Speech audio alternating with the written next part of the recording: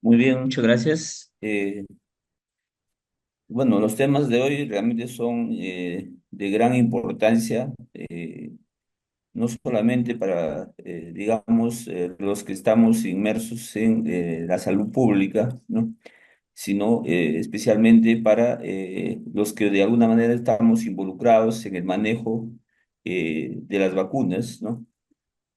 Especialmente en estos tiempos en los cuales tenemos que promover pues la adherencia importante a estos medios biológicos que nos ayudan a mejorar nuestra resistencia frente a enfermedades trascendentales como el COVID que hemos tenido, ¿no? Gracias a la vacuna es que esta pandemia pues redujo significativamente el riesgo, ¿no?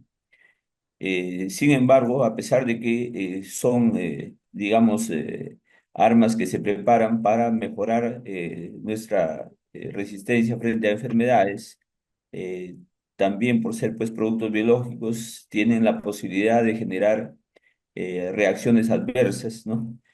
Y dentro de las cuales muchas reacciones que podrían no deberse a la vacuna, ¿no? O de estar asociadas a otros factores se pueden atribuir a la vacuna. Por eso es que hablamos de los famosos ESAVI, ¿no? Los eventos supuestamente atribuidos a la inmunización, ¿no?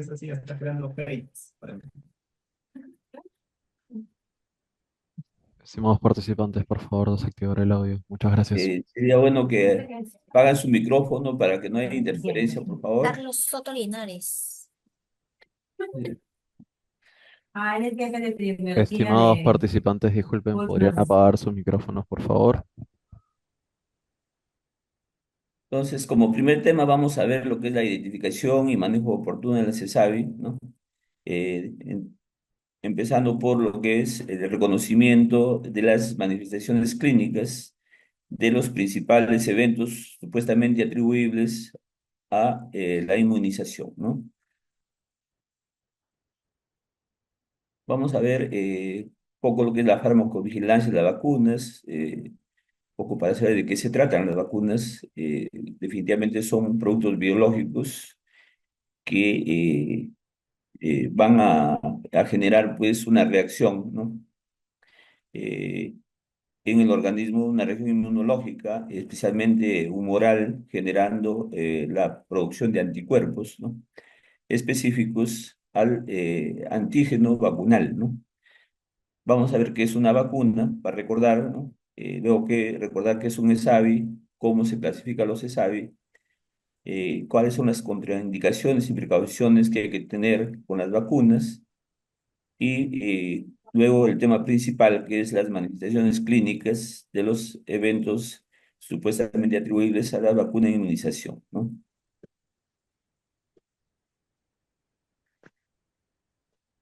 Entonces, para que una vacuna salga, digamos, al mercado y sea aplicado de manera, digamos, libre en la población, ¿no?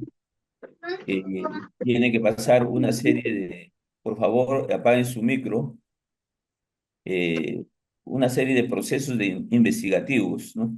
Entonces, ustedes han escuchado cuando se estaba produciendo la vacuna contra el COVID, ¿no? Decían que para que se pueda comercializar la vacuna y se pueda aplicar a nivel de la población, tenía que ver el informe de los estudios de fase 3, ¿no?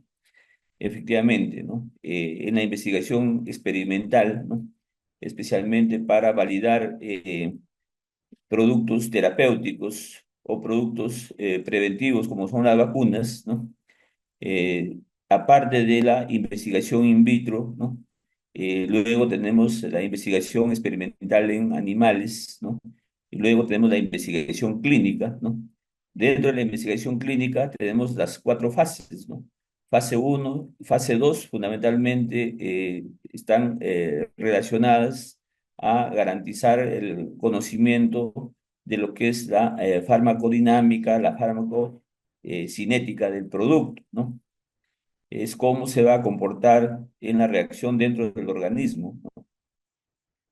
Luego tenemos los estudios de fase 3 que sí están directamente orientados a manejar la seguridad de la vacuna, ¿no? A fin de que no haya reacciones significativas eh, en las personas que la reciben, ¿no?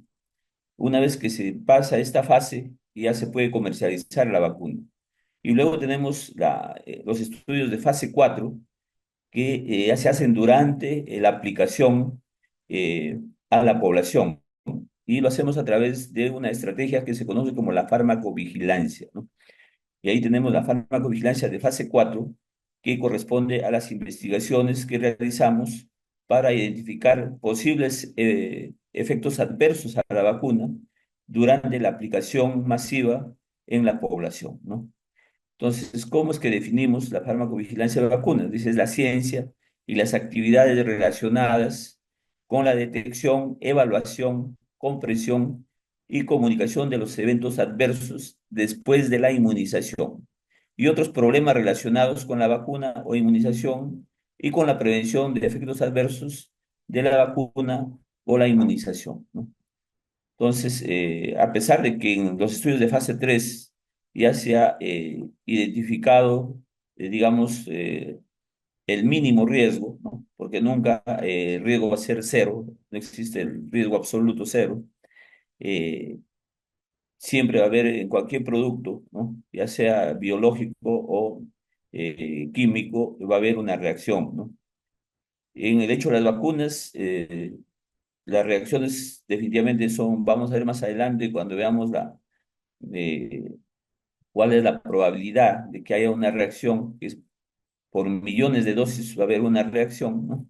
Sin embargo, existe, ¿no? Entonces, en la farmacovigilancia es que seguimos vigilando estas posibles reacciones, no solamente las reacciones adversas que pueden ir en contra de la salud de las personas, ¿no? Sino también, incluso se pueden identificar algunos efectos positivos también, ¿no?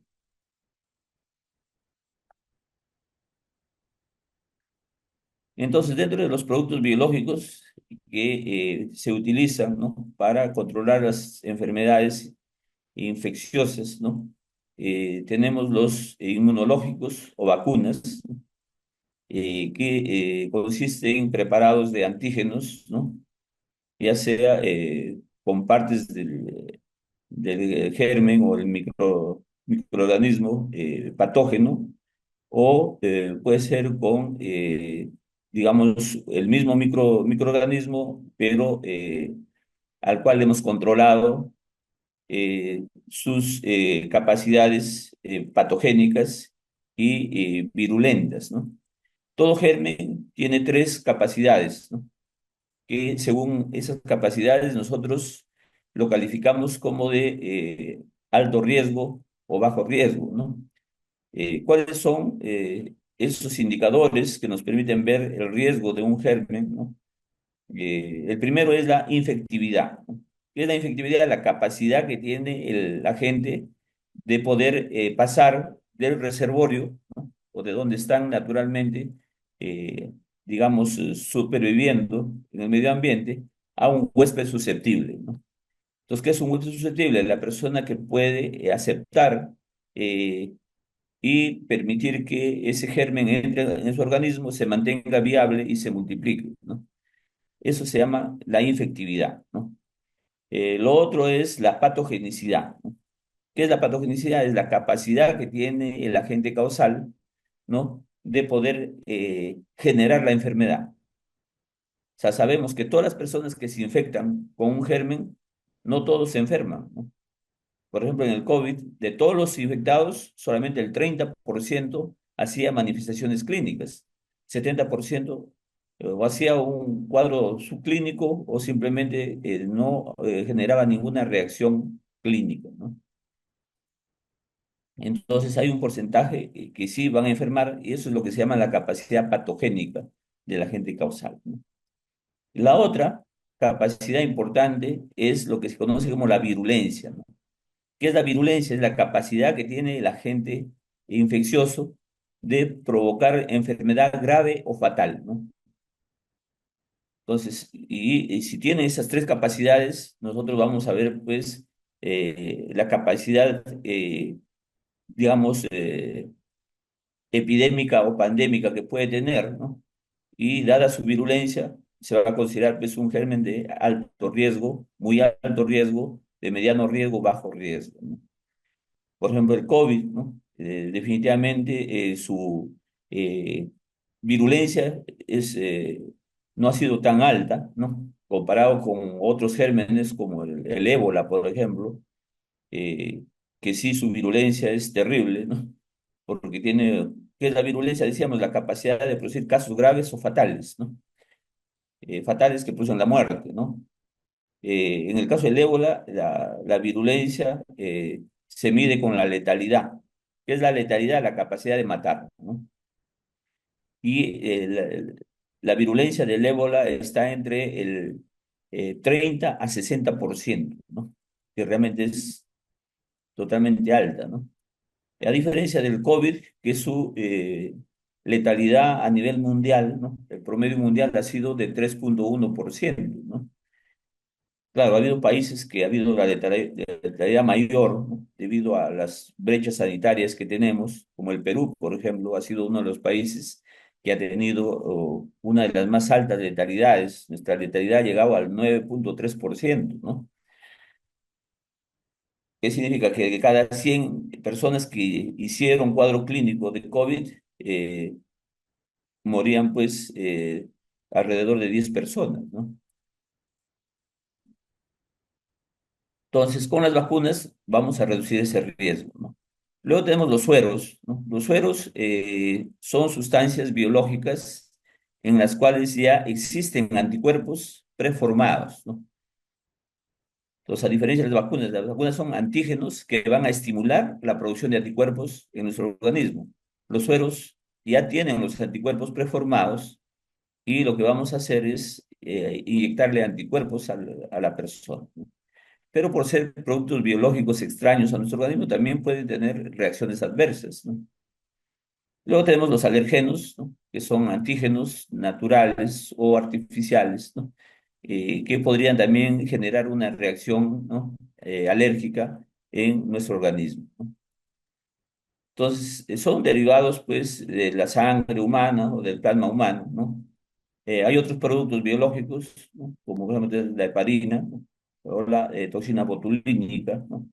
O la asparaginasa, ¿no? Son sustancias que producen algunos, la toxina botulínica, por ejemplo, es el Clostridium botulinum, ¿no? Eh, Tenemos luego productos biotecnológicos, ¿no? Eh, Fabricados ya de manera artificial, ¿no? Por eso dice biotecnológicos, ¿no? Donde se hace una recombinación de partículas genéticas, como es el ADN, por ejemplo, ¿no? Y ahí también los llamados anticuerpos monoclonales, ¿no? O híbridos, ¿no? Entonces, ¿de qué se trata una vacuna, no? Entonces, una vacuna es un producto biológico que nos proporciona inmunidad, ¿no? Activa, ¿no? O adquirida, ¿no? O sea, lo que va a hacer la vacuna es estimular a nuestro organismo para que se produzcan anticuerpos, ¿no? Y son anticuerpos específicos contra el antígeno específico que recibimos también, ¿no? Entonces, puede ser de manera determinada, produce una inmunidad frente a una enfermedad específica.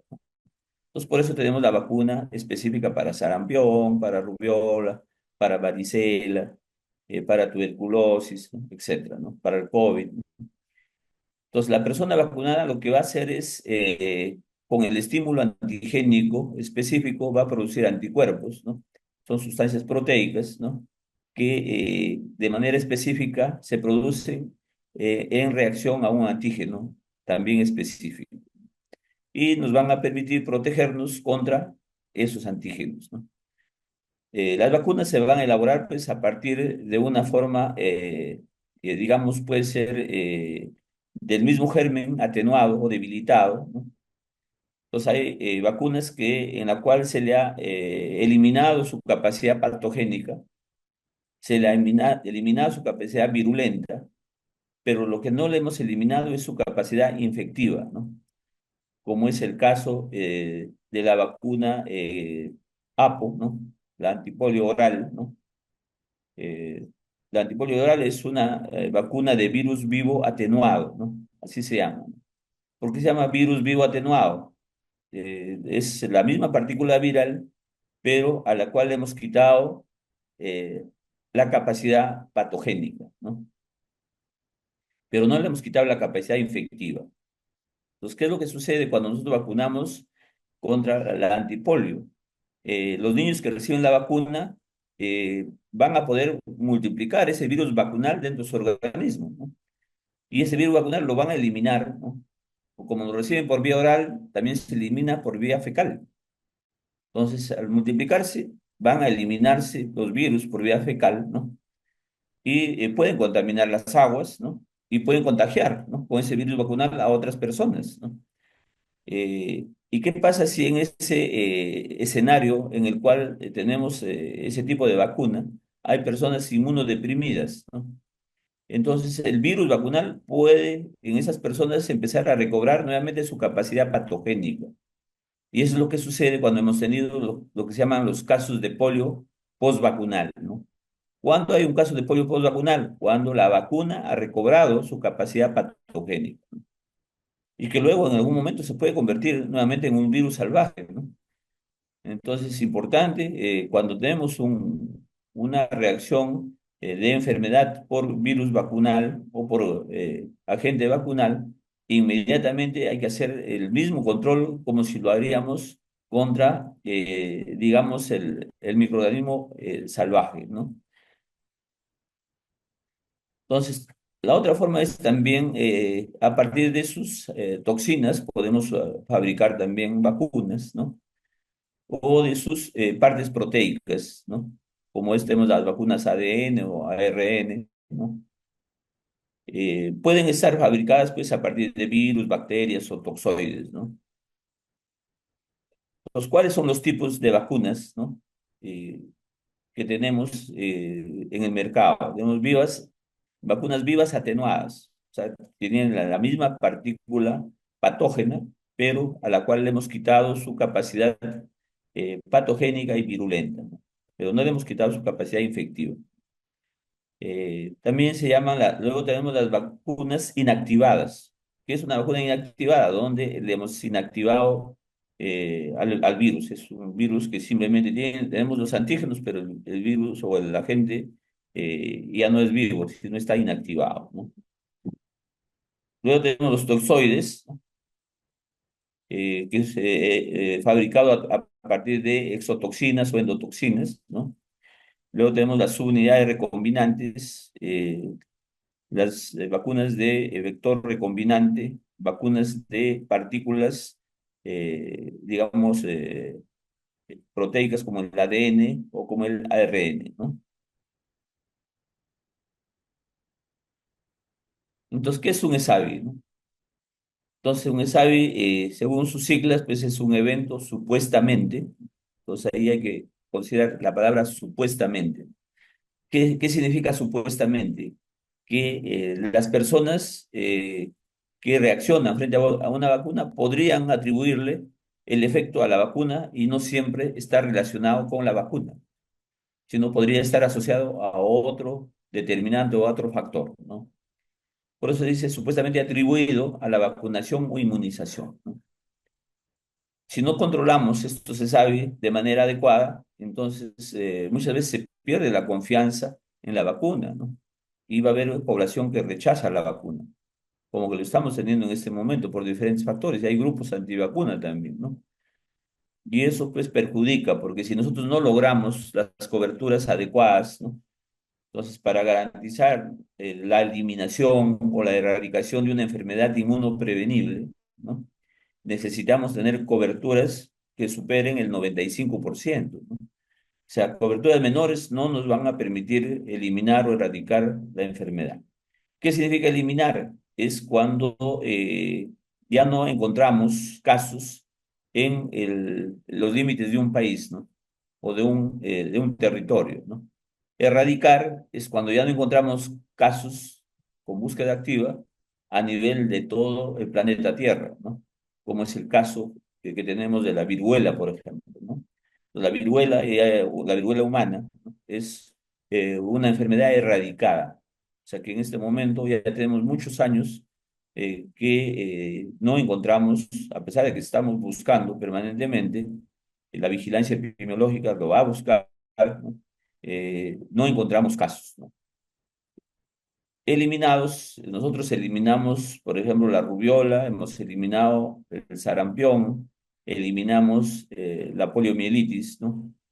Eh, ¿Cuándo garantizamos una eliminación? Cuando hay un silencio epidemiológico con búsqueda activa de por lo menos 12 años, ¿no? O sea, después de 12 años de silencio epidemiológico con búsqueda activa, podemos decir que hemos eliminado una enfermedad inmunoprevisible de nuestro territorio, ¿no? Pero al no estar erradicado, ¿qué significa? Que hay todavía casos o brotes en algunos países del mundo, ¿no? Como es el caso del sarampión, por ejemplo, que en Bolivia y que en Venezuela, ¿no? No se ha eliminado, ¿no? Y luego nosotros eliminamos el sarampión en el año 2012, ¿no? Porque el último caso detectado de sarampión, ¿no? Fue en el año 2000, ¿no? En el año 2012 ya declaramos la eliminación del sarampión de nuestro territorio, ¿no? Sin embargo, con los problemas sociopolíticos que tiene Venezuela, todo ese flujo migratorio que ha habido, pues ha ingresado mucha gente a nuestro país, y que no solamente viene la gente, sino trae todos sus problemas de salud pública. Y como tenemos todavía que Venezuela no eliminó o no había eliminado, hay brotes en Venezuela de sarampión, ingresó en el año 2018 nuevamente casos importados de sarampión a nuestro territorio, ¿no? Eh, y encontraron una cobertura vacunal baja, ¿no? Durante el gobierno de Toledo, pues las coberturas vacunales bajaron de manera significativa, ¿no? Y en el 2018 nuestras coberturas vacunales ya estaban por debajo del 80%, ¿no? Y definitivamente pues se encontró un escenario activo y nuevamente hubo un brote, ¿no? En el año 2018 tuvimos más de 10 casos autóctonos de sarampión nuevamente, por lo que de nuevo estamos en proceso de eliminación, ¿no? Entonces, un ESAVI pues, es cualquier evento adverso asociado a la vacunación o inmunización, ¿no? Que tiene una asociación temporal y no necesariamente causal, ¿no? ¿Qué significa? Que no necesariamente va a estar asociado a la partícula o el germen atenuado, ¿no? Entonces puede ser cualquier signo desfavorable o involuntario, puede ser un hallazgo anormal, ¿no? O de laboratorio, o un síntoma o una enfermedad, ¿no? Es pues una definición operacional. ¿Qué se refiere con una definición operacional? Es una definición que nos va a servir para el trabajo del día, ¿no? Y que nosotros lo utilizamos para hacer un proceso de investigación, ¿no? Y con el cual detectamos y luego lo investigamos con la finalidad de clasificarlo, ¿no? Al final, ¿de qué se trata ese evento adverso, ¿no? Si realmente está asociado a la vacuna o simplemente eh, es una coincidencia, ¿no? Porque puede ser por otro factor, ¿no? Según la OMS, lo define como cualquier situación de salud. Entonces, ¿cómo detectamos nosotros un problema de salud? A través de manifestaciones clínicas, puede ser un signo o un síntoma, ¿no? Un hallazgo anormal de laboratorio, ¿no? O un síndrome de enfermedad, ¿no? Y que puede ser pues una situación desfavorable y, claro, no intencionada, porque nosotros cuando aplicamos una vacuna no estamos con la intención de provocarle un daño, ¿no? Sino que puede ser una reacción del organismo de la persona vacunada, ¿no? Y por algún factor que podría estar relacionado con la vacuna o con el proceso de vacunación o con otra enfermedad o otro problema que coincidentemente sucede dentro del proceso de la vacunación, ¿no? Y por lo tanto, pues ocurre esto durante la vacunación o la inmunización, ¿no? Y decíamos que no necesariamente tiene que ser, pues, de relación causal en el proceso de la aplicación de la vacuna, ¿no? Y la CESAVI, pues, va a incluir todos los CESAVI graves y no graves, ¿no? Nosotros clasificamos a los CESAVI en dos grupos, los graves y los no graves, ¿no? Claro, los no graves se va a vigilar a través de digamos, la farmacovigilancia, ¿no? Y los graves, que sí lo tiene que investigar el CDC, ¿no?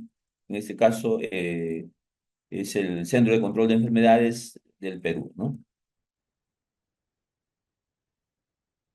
Entonces, ¿cómo se clasifican los CESAVI, ¿no? Entonces, según su relación causal, ¿no? Entonces, vamos a ver cómo pueden ser causados los CESAVI, ¿no? Entonces, puede haber casos relacionados con la vacuna, ¿no?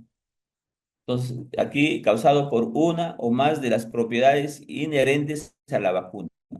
Puede ser por la partícula vacunal o por el toxoide vacunal, etcétera. Entonces, acá sí es causal, ¿no? Porque está asociado directamente a la vacuna.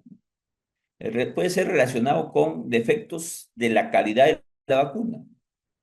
Aquí puede ser causado por uno o más defectos de la calidad de la vacuna, incluyendo el dispositivo de administración según lo dispuesto por el fabricante, relacionado con un error de inmunización.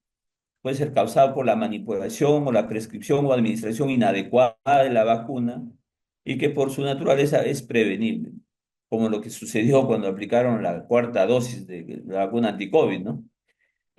Donde por error aplicaron el doble de dosis, ¿no? Entonces la dosis era 0,25 y empezaron a aplicar 0,5, ¿no?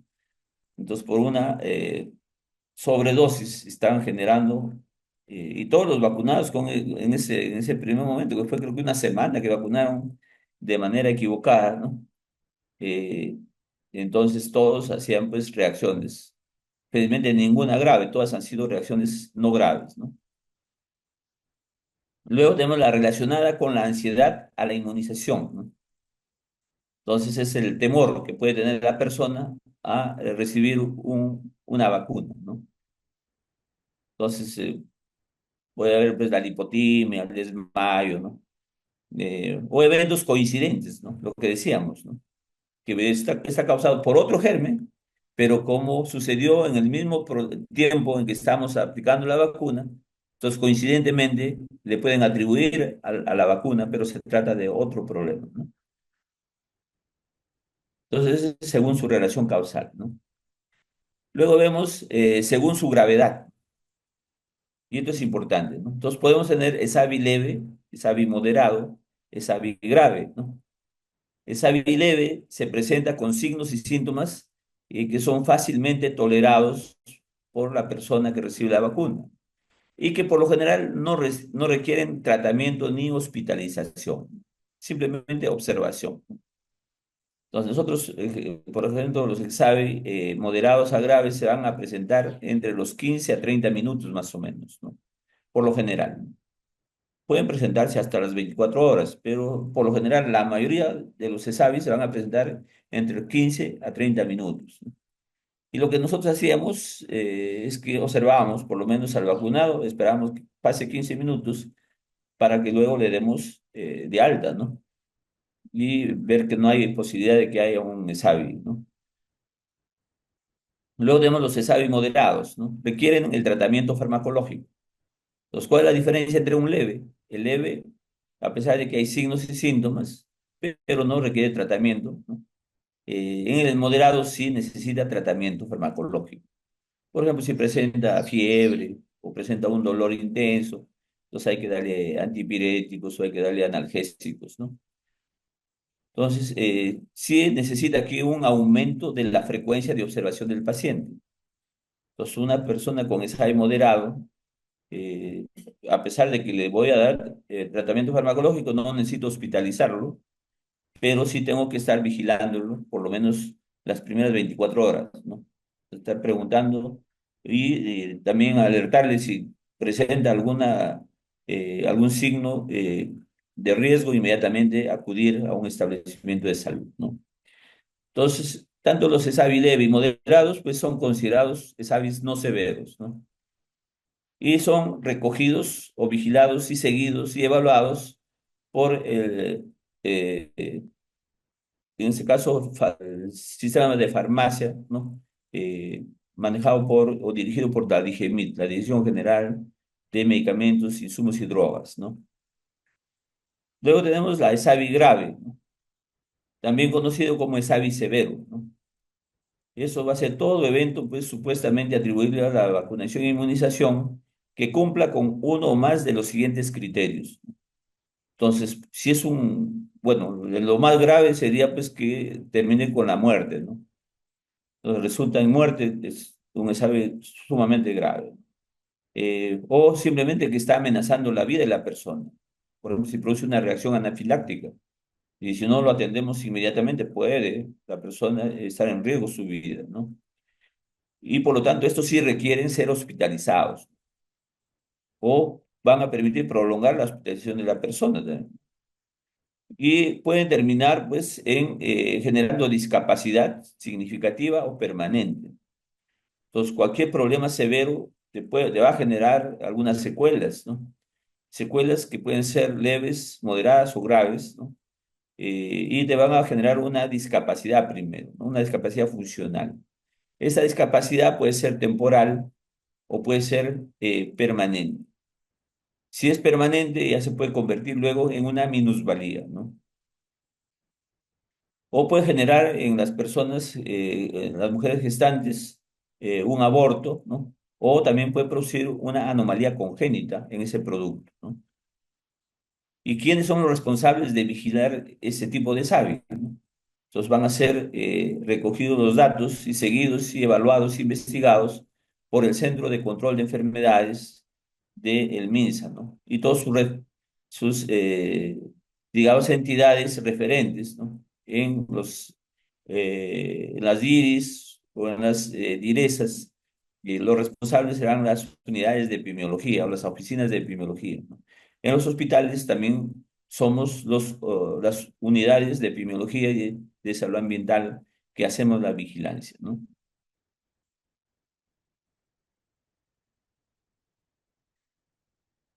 Entonces, un evento adverso de interés especial, ¿no? Eh, es todo evento, pues, de importancia médica, ¿no? Y que previamente ha sido identificado y predefinido, ¿no? Entonces, ¿qué significa identificado? Que además, para decir que es predefinido, hemos tenido que hacer una investigación, ¿no? Y determinar si todos los comportamientos, ¿no? Apuntan a que se trata de un sabio o no. Los que puede estar asociado de manera causal con una vacuna, ¿no?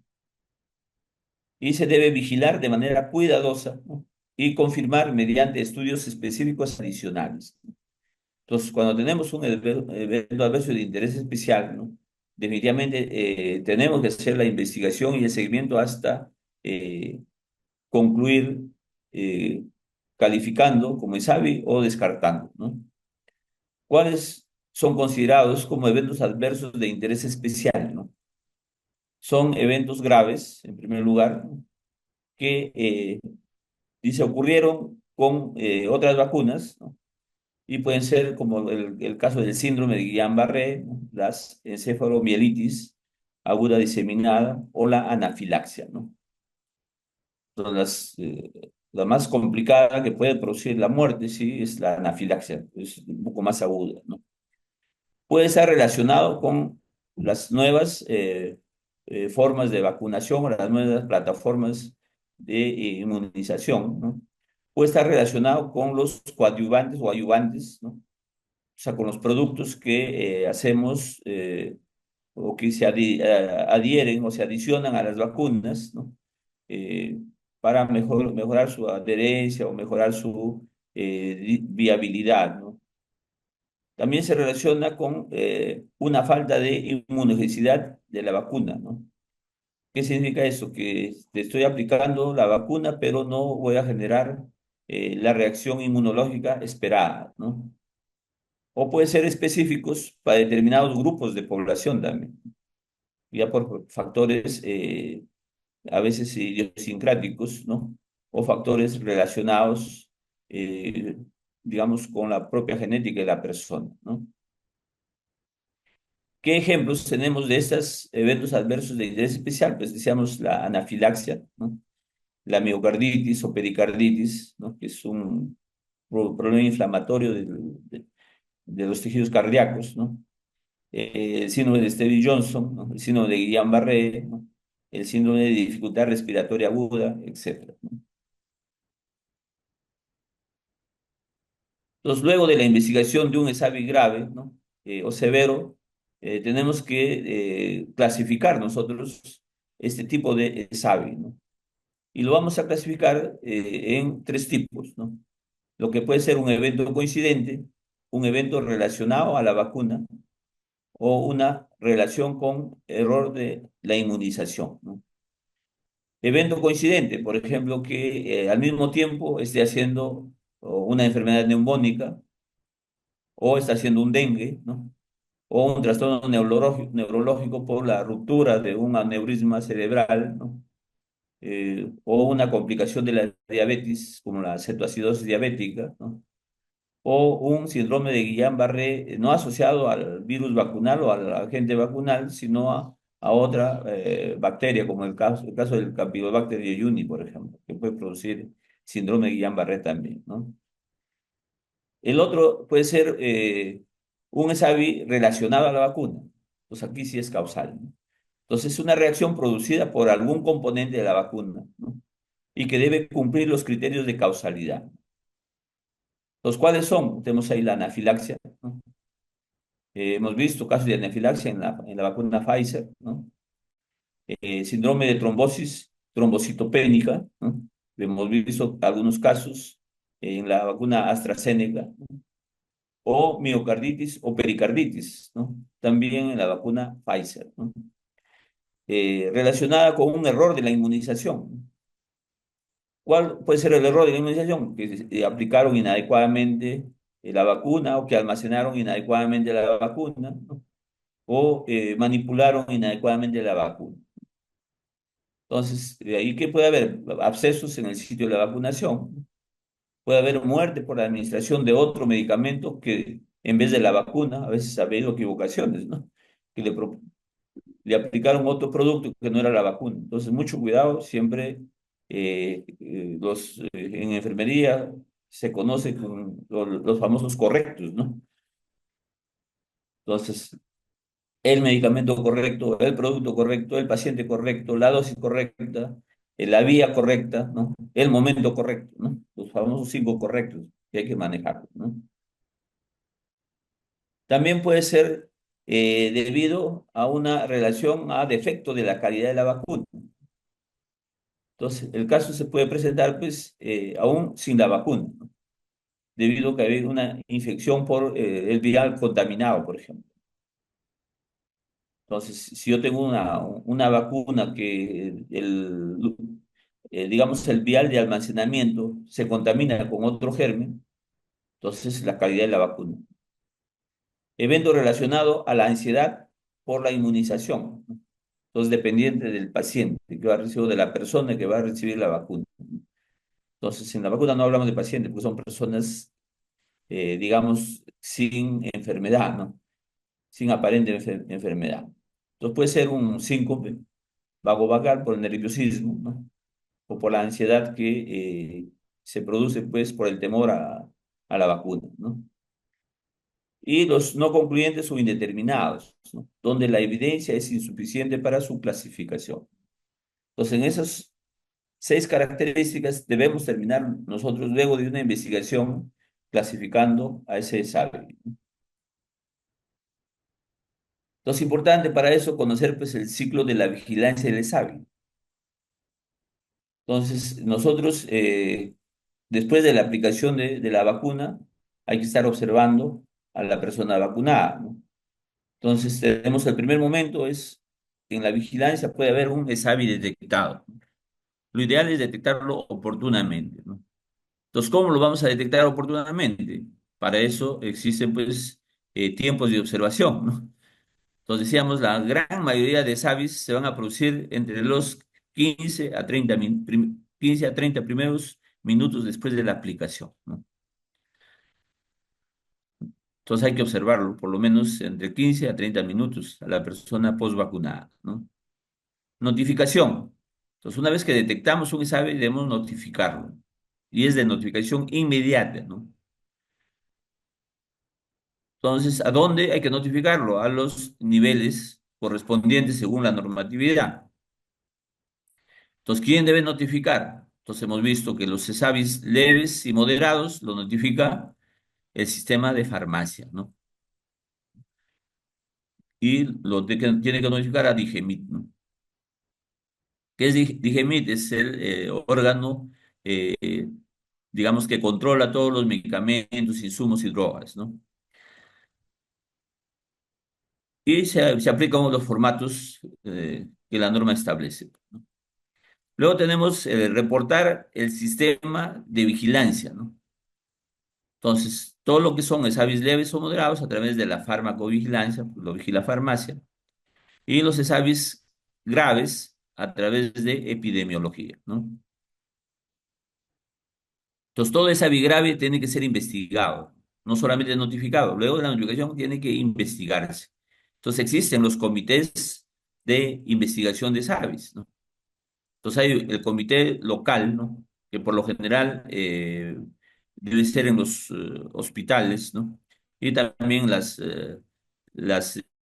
ODIRESAS tienen que tener su comité de SAVI, ¿no? Y que vigilamos ahí los graves, los conglomerados, ¿no? Conglomerados cuando hay varios eventos de SAVI, ¿no? Y también los errores operativos, ¿no? Entonces, cuando se aplica mala dosis o estoy aplicando, eh, digamos, sin considerar los sistemas de conservación o no manejo adecuadamente la cadena de frío, etcétera, ¿no? Luego tenemos análisis de datos, que es el quinto paso que hay que seguir, ¿no? Importante, hay que verificar la calidad de información que hemos recogido durante la investigación, ¿no? Porque si no tenemos los datos completos, entonces no vamos a poder hacer una adecuada atribución y un adecuado enfoque de la causalidad, porque aquí hay que determinar, ¿no? Si es causal o no es causal, ¿no? Y hemos visto en las 7 clasificaciones que hay que hacer, ¿no? Luego tenemos la evaluación de la causalidad y clasificación. Entonces, ¿quién define esta evaluación de causalidad y clasificación? Es el Comité Nacional, ¿no? Los comités locales, regionales, tienen que luego informar al comité, es el que al final, sí, y todo esto con en la vigilancia epidemiológica de las inmunizaciones, ¿no?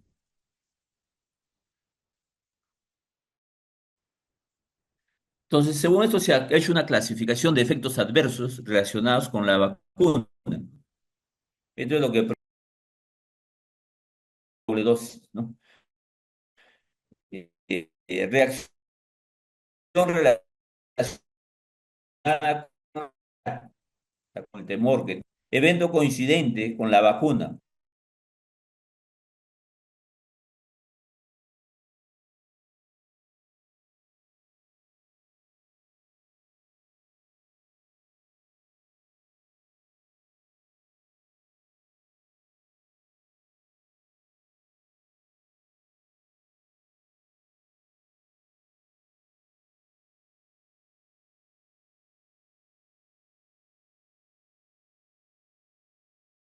La calidad. La reacción aquí está causada precipitadamente también por uno o más defectos de calidad del producto o los dispositivos que usamos para su administración. Ejemplo, una insuficiente inactivación del virus, de la polio, por ejemplo, relacionado con un error de vacunación. Entonces, la reacción aquí está causada por la inadecuada manipulación o la inadecuada prescripción, ¿no? o la inadecuada vía de administración de la vacuna. Ejemplo, aquí la transmisión de una infección por un vial contaminado. Relacionado con la ansiedad del vacunado, ¿no? La reacción causada por ansiedad debido al temor a la vacunación puede ser antes, puede ser durante o puede ser después de la aplicación de la vacuna, ¿no?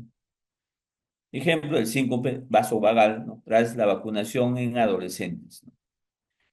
Y un evento coincidente, ¿no? Evento coincidente por diferentes otros gérmenes que podrían de manera coincidente estar afectando al vacunado, ¿no? Ejemplo, fiebre causada por la infección precedente o coincidente, ¿no?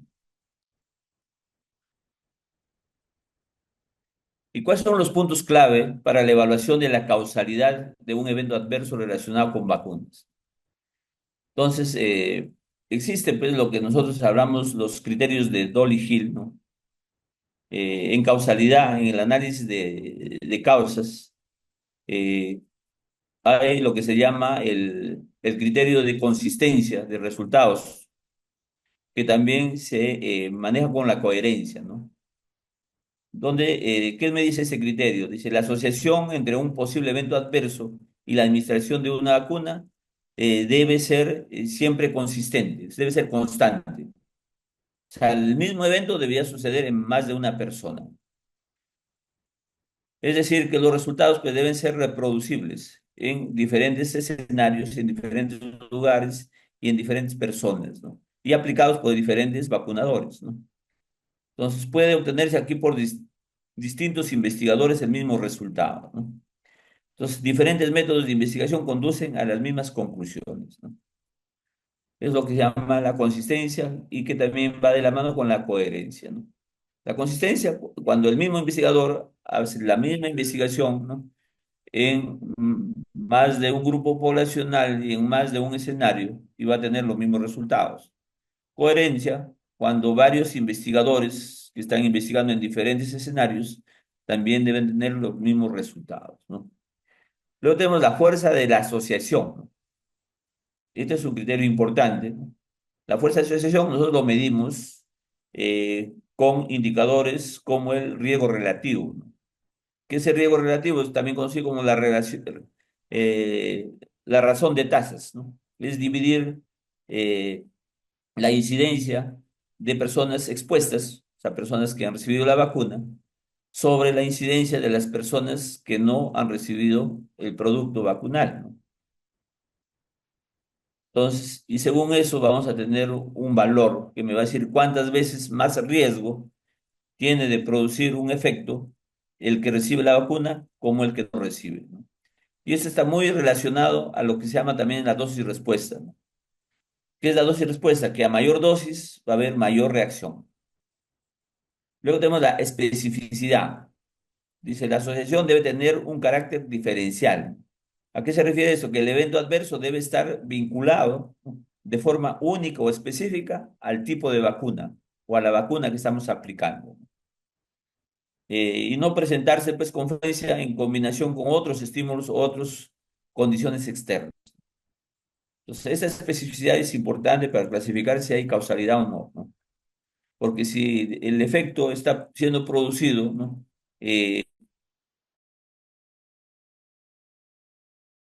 Siendo ocurrido por una coincidencia, ¿no? Luego tenemos la relación temporal, ¿no? Esto establece el criterio sine qua non, ¿no? ¿Qué sine qua non? Es que tiene que estar presente sí o sí, ¿no? Entonces, nos dice la relación o secuencia temporal? Que el efecto tiene que producirse y siempre tomando en cuenta que en este caso la vacuna se aplicó antes que el efecto, ¿no? Pero ¿qué pasa si el efecto ya estaba ocurriendo antes de la vacuna? Entonces ya no puedo hacer pues esa asociación, ¿no? Entonces viene un niño que ya está teniendo fiebre antes de la vacuna, entonces por eso es un niño que está con fiebre no lo vacunamos, ¿no? ¿Por qué? Porque le pueden atribuir, ¿no? A la vacuna de repente una complicación o el mismo problema febril, ¿no? Entonces, como no hay secuencia temporal, definitivamente no, la vacuna no es la causal. Entonces, lo ideal es que la causa siempre tiene que ser antes que el efecto. En este caso, la vacunación ha tenido que suceder primero y luego ha tenido que aparecer eh, la manifestación clínica del problema, ¿no? Luego la plausibilidad biológica, ¿no? La plausibilidad biológica está pues con las evidencias eh, científicas, digamos, válidas, ¿no? Que explican, ¿no? El mecanismo fisiopatológico de producción de ese evento adverso, de esa situación, ¿no?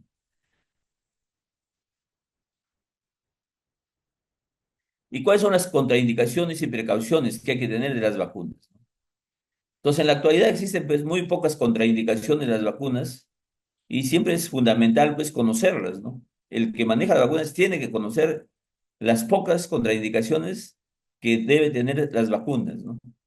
Precisamente todos los que estamos involucrados, no solamente en la aplicación, sino también en la vigilancia, tenemos que conocer cuáles son las pocas contraindicaciones que tienen determinadas vacunas, ¿no? Entonces es muy importante aquí diferenciar pues claramente entre lo que se llaman las contraindicaciones, que es contraindicación que no debo aplicar la vacuna, y lo otro que son las precauciones. Las precauciones no significa que no debo aplicar, sino que tengo que tener cuidado, ¿no? Y observación con la persona que es vacunada, ¿no? Ya que aquí puede haber las falsas contraindicaciones, ¿no? Y que afectan, pues, lo que se llama la oportunidad perdida de la vacunación. Porque a veces nosotros estamos contraindicando cuando estamos frente a una precaución. Entonces, ¿y qué se pierde ahí? La oportunidad. Entonces, si yo lo dejo de vacunar, tal vez la siguiente vez ya no va a venir esa persona para ser vacunada, ¿no? Entonces, la contraindicación en la mayoría de las ocasiones está basada pues en la estimación de lo que se conoce como beneficio-riesgo. ¿A qué se refiere esto? Que nosotros tenemos que siempre evaluar, pues, cuando yo aplico una vacuna, eh, ¿cuál es más riesgoso? Que yo le aplique la vacuna y haga una reacción, ¿no? Que es leve o moderada, ¿no? Eh, o que deje de vacunarlo y que haga que la enfermedad se presente, que va a ser más complicada, ¿no? Entonces, ese beneficio-riesgo hay que evaluarlo. Dice. Cuando el beneficio previsible para el sujeto que va a recibir la vacuna es menor que el riesgo de padecer la enfermedad, ¿no? O cuando la edad o por el estado del paciente se prevé una escasa respuesta inmunológica. Entonces, en esos casos, definitivamente voy a contraindicarlo. ¿Por qué? Porque si la enfermedad no es tan significativa, ¿no? La enfermedad no es trascendente. Nosotros vemos cuando una enfermedad es trascendente, cuando puede producir casos graves o fatales, ¿no? Pero si la enfermedad no te va a producir ninguna gravedad, ¿no? Y por el contrario, la reacción adversa de la vacuna podría ser de mayor consideración, entonces ahí está contraindicado, ¿no? O cuando sé que la persona que va a ser vacunada no va a tener una buena respuesta inmunológica. Es como que si no le aplicara la vacuna, ¿no? Entonces, en esa situación tampoco debo aplicar la vacuna. Entonces, las precauciones y contraindicaciones definidas, pues, lo vamos a encontrar siempre en la ficha técnica de cada vacuna. Entonces, es importante que antes de aplicar las vacunas hay que leer la ficha técnica.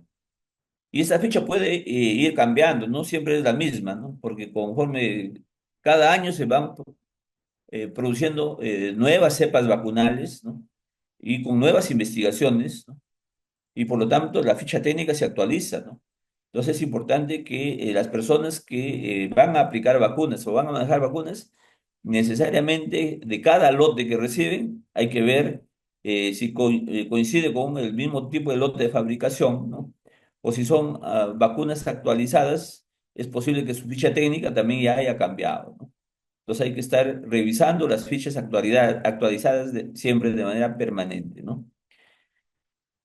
El profesional que administra la vacuna es responsable de conocer tanto las contraindicaciones como las precauciones vigentes, ¿no?, para el país donde se viene aplicando dicha vacuna. Entonces, importante aquí para los equipos, ¿no?, técnicos de supervisión, monitoreo y de aplicación, ¿no?, es antes de aplicar un lote de vacuna, ¿no?, definitivamente hay que revisar las fichas técnicas y hay que socializarlo. ¿Qué significa socializarlo? No difundirlo. Así se difunde, ¿no? Te difundo el documento, ¿no? No, acá hay que socializar. ¿Qué significa socializar? Es darles a conocer y que realmente manejen el conocimiento y en base a eso tomen las decisiones adecuadas, ¿no? Entonces, no me voy a conformar con distribuir el documento nada más, ¿no?, sino tengo que garantizar que la persona reciba la información, que asimile la información y que adopte conductas en relación a esa información, ¿no? Entonces, antes de vacunar, se comprobará si el paciente tiene contraindicaciones temporales o permanentes para ser vacunado. Entonces, ya hemos visto contraindicaciones temporales, ¿no? Cuando de repente puede estar recibiendo inmunosupresores en ese momento, pues, tendría que dejarle un periodo de blanqueo, ¿no? Entonces, una reacción alérgica anafiláctica a una dosis previa, sí, también es una contraindicación permanente. Entonces, aquí tenemos algunas contraindicaciones permanentes. Eh, si tuvo en una aplicación previa, una vacunación anterior, ¿no?, una reacción alérgica anafiláctica, ¿no?, a ese tipo de vacuna o algún componente de esa vacuna, entonces esto va a ser una contraindicación permanente. Por eso es importante siempre preguntar, ¿no? Entonces, antes de aplicar hay que hacer una anamnesis, ¿no?, y levantar esa información. Entonces, para volver a administrar dicha vacuna o cualquier otra vacuna que contenga ese componente, ¿no?, si vemos que tiene reacción a un componente de la vacuna o a la vacuna, entonces decididamente no hay que aplicar, porque ahí sí puede haber una reacción anafiláctica severa. Porque por lo general la primera reacción no es tan severa, es lo que se llama la reacción de estímulo primero, ¿no? La segunda vez que está expuesto va a ser ya una reacción severa, puede llevarlo a la muerte incluso. Antecedente de encefalopatía o encefalitis en los 7 días posteriores a la recepción de una dosis de cualquier vacuna o un componente antipertúsico, ¿no? Aquí la vacuna contra la tosferina, ¿no?, Eh, tiene pues una de las reacciones de mayor complicación, ¿no? Entonces, hubo en el Perú en el año 2000, ¿no?, Eh, hubieron 4 fallecidos, ¿no?, por la DPT, ¿no?, la aplicación de la DPT, ¿no? Y se detectó pues que el componente antipertúsico era el causante de esas reacciones severas, ¿no? Entonces, no atribuibles a otra causa, ¿no? Entonces, si no hubo otra causa, y hemos encontrado que solamente reacciona por ese componente, entonces definitivamente también en ese caso va a ser una contraindicación permanente, ¿no? Entonces, si lo hizo, dice, o se identificó otra causa, no se debe interrumpir ni demorar la aplicación de las pautas de vacunación frente a la tosferina correspondiente a la edad de la persona. Sí aplicar ahí la vacuna DT, ¿no? También está autorizada para menores de 7 años cuando haya contraindicación para la vacuna de tosferina, ¿no? Entonces no le aplicamos la DPT, hay ahorita la DT nomás, ¿no? Que es toxoide para el tétanos y para la difteria, ¿no? Porque también son problemas inmunoprevenibles también de trascendencia o graves, ¿no? Entonces ahí hay que vacunar, no hay que interrumpir. Ya no le voy a aplicar la pertusis, porque la pertusis sí puede generar la anafilaxia, ¿no? La inmunodeficiencia combinada grave, ¿no?, es otro problema de salud que puede tener la persona que vamos a vacunar, ¿no? Entonces hay que averiguar si tiene una inmunodeficiencia de esas características, entonces, o ha tenido antecedentes de invaginación intestinal, ¿no? Entonces, estas dos condiciones son contraindicaciones para recibir vacunas contra el rotavirus específicamente, ¿no?, cuando aplicamos la vacuna contra el rotavirus. Tenemos otras contraindicaciones temporales, ¿no? ¿Qué significa temporal? Que en el momento que está en determinada situación no le puede aplicar la vacuna, pero pasado esa situación sí le puede aplicar la vacuna, ¿no? Está el embarazo y la inmunodepresión o inmunosupresión, ¿no? Son dos condiciones, ¿no?, más comunes de la contraindicación temporal. Entonces, únicamente para las vacunas, ¿para qué tipo de vacunas? Para las víricas o bacterianas atenuadas. Para las inactivadas no está contraindicado, pero las que tenemos vacunas vivas atenuadas, sí es importante no aplicarlas, ¿no? No porque le vamos a generar daño, ¿no?, sino porque aquí esta vacuna va a empezar a recobrar su patogenicidad y luego se puede convertir en una vacuna que ya no es un virus patogénico, ¿no? Como es el caso de las vacunas, digamos, enfermedades postvacunales, ¿no? Entonces, esas contraindicaciones temporales permiten la administración de una vacuna una vez que se modifica la situación de la persona o del sujeto, ¿no? ¿Cuáles pueden ser? El embarazo. Entonces, es una situación que contraindica de forma temporal la administración de cualquier vacuna atenuada, ¿no?, ya sea vírica o bacteriana. ¿Qué es una vacuna atenuada? Donde el germen está viable como germen, pero le hemos quitado su capacidad patogénica, ¿no? O sea, no va a producir la enfermedad. Y también le hemos quitado su capacidad virulenta, ¿no?, pero no le hemos quitado su capacidad infectiva. Los registros de mujeres vacunadas inadvertidamente durante el embarazo con triple vírica o contra la varicela, que demuestran que no han producido casos de síndrome de rubiola congénita ni de varicela congénita. Por lo que aquí la administración inadvertida de estas vacunas durante el embarazo no constituye un motivo de interrupción del embarazo. Entonces ya se ha demostrado, ¿no?, que las vacunas contra la rubiola, contra la varicela, no van a generar reacciones contra el neonato. Entonces, sí, ¿qué significa vacunación inadvertida? Que sin conocer que la persona estaba embarazada, lo vacuné. Entonces, por temor a la reacción, vamos a indicar el aborto. Entonces, ¿qué dice acá? Que no está indicado, ¿no?, la interrupción del embarazo. ¿Por qué? Porque definitivamente ya se ha demostrado que las vacunas no generan ese riesgo, ¿no? El riesgo en todo caso es mucho menor, ¿no?, que el de la infección natural durante la enfermedad. Las vacunas inactivadas se pueden, ¿no?, en algunas eh, administrar pues en el embarazo, ¿no?, como por ejemplo la vacuna de la gripe, ¿no?, en cualquier trimestre del embarazo, o la vacuna de la tosferina entre la semana 27 y 36 semanas de la gestación, ¿no? Otra condición temporal es la inmunosupresión o inmunodepresión, ¿no? Entonces, la inmunodepresión o el tratamiento inmunosupresor, ¿no?, sí contraindican, ¿no?, temporalmente, ¿no?, con algunas excepciones a las vacunas atenuadas.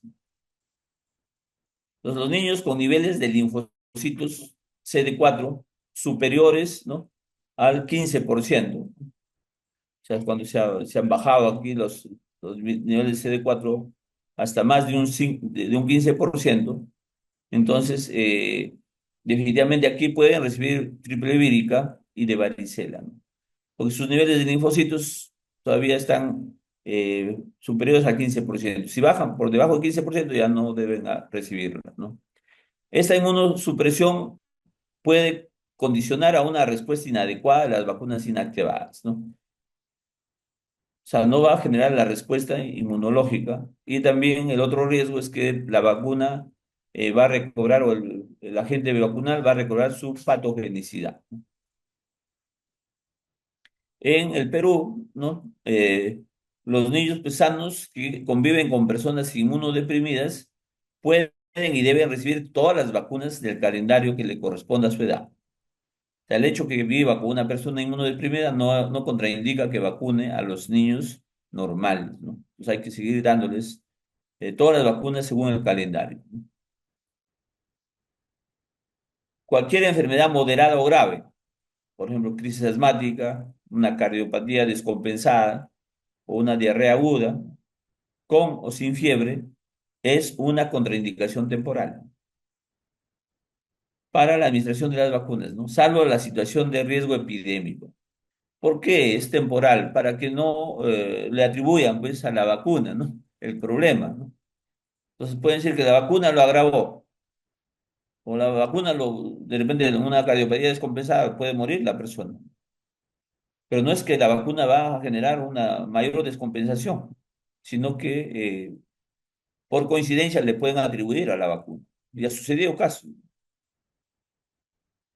Entonces, si no estamos en una situación de riesgo epidémico, de preferencia, no lo vacunamos en ese momento, está en su crisis asmática o está en el momento de la descompensación cardíaca o está con diarrea aguda. Esperemos que pase ese evento y luego lo vacunamos. Salvo que estemos en riesgo epidémico, ahí sí tenemos que vacunarlo sí o sí.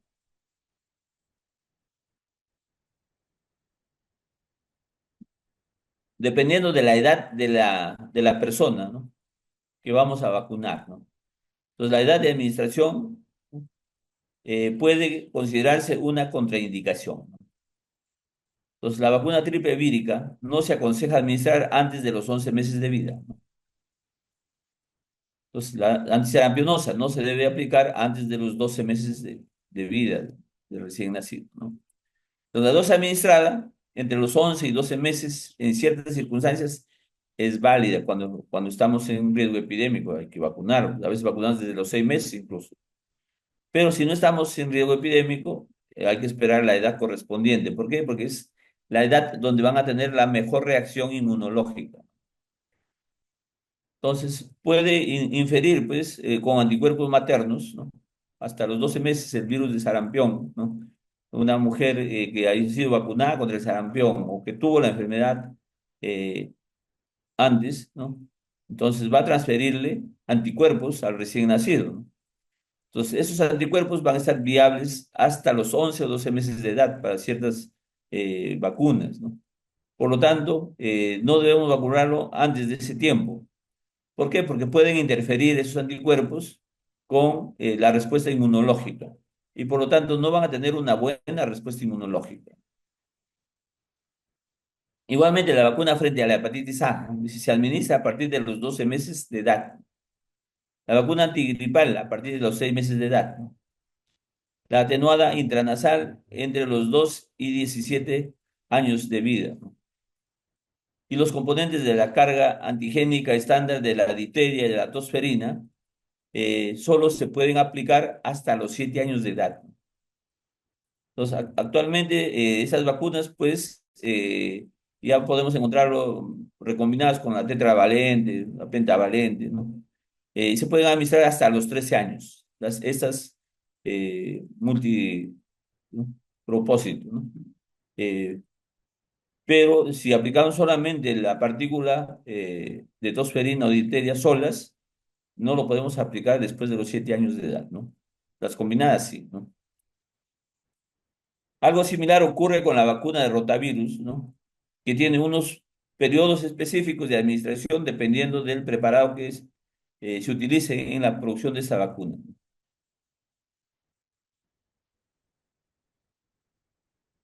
Entonces, algo importante que aprendimos en el COVID, ¿no? Para producir una vacuna, ¿no? El tiempo digamos, que se necesita para producir una vacuna con todas las consideraciones de seguridad, ¿no?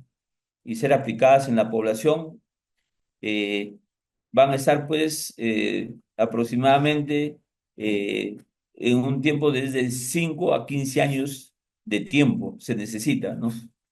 Para poder producir una vacuna.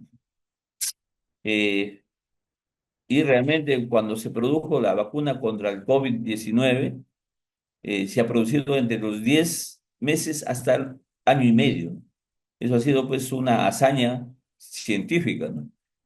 Que en menos de 2 años se logró producir la vacuna y con efectos significativos, ¿no? Porque el riesgo de mortalidad se redujo en 12 veces. Eso es importantísimo. Entonces, ¿cuáles son las manifestaciones clínicas de los eventos supuestas supuestamente atribuidas a la vacunación e inmunización, ¿no? Entonces sabemos pues, que los CESAVI son eventos médicos que ocurren tras la vacunación y que pueden, decíamos, estar o no asociados causalmente con la vacuna administrada. Entonces es importante tener en cuenta eso siempre.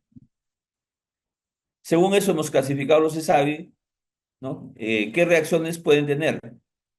Pueden haber reacciones locales, pueden haber reacciones sistémicas, pueden haber reacciones alérgicas, reacciones neurológicas, reacciones hematológicas, reacciones vasculares, reacciones psicógenas o reacciones inespecíficas, ¿no? En reacciones locales, ¿qué vamos a observar? Puede haber dolor, enrojecimiento o inflamación e hinchazón. Entonces, esto generalmente son reacciones comunes y por lo general son autolimitadas, ¿no? Que ni siquiera necesitan tratamiento, ¿no? Pero a veces siempre hay que darle alguna indicación, que se pongan compresas, pues de repente, ¿no? Pero que en realidad no, de preferencia no indicar nada, simplemente esperar que pase, ¿no? Que conforme se ha producido, va, dentro de las primeras 24 o 48 horas, va a desaparecer. Nódulos o induración en el sitio de la inyección. Entonces, esto puede persistir durante semanas, cuando aplicamos la vacuna contra la tuberculosis, por ejemplo. Entonces, tiene que producirse el nódulo para que también haya una buena reacción, ¿no? Y va a durar, pues, semanas ese nódulo. Luego tenemos los abscesos. Pueden ser estériles o infecciosos, ¿no? Entonces, si son infecciosos, bueno, a veces hay que darle algunos antibióticos. Sí, hay que evaluarlo, ¿no? Reacciones sistémicas, ¿no? Los locales es en el punto de la aplicación de la vacuna.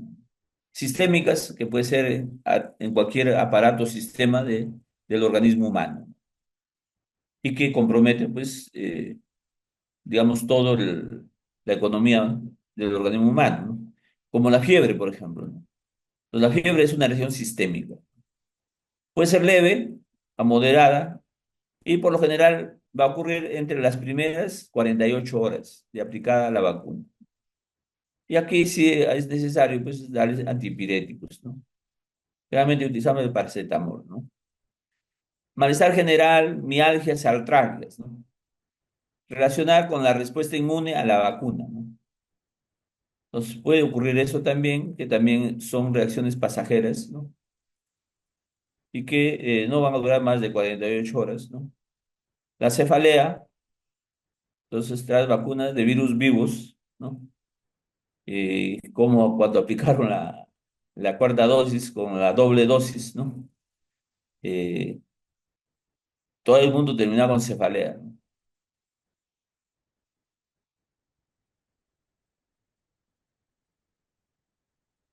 Reacciones alérgicas, ¿no?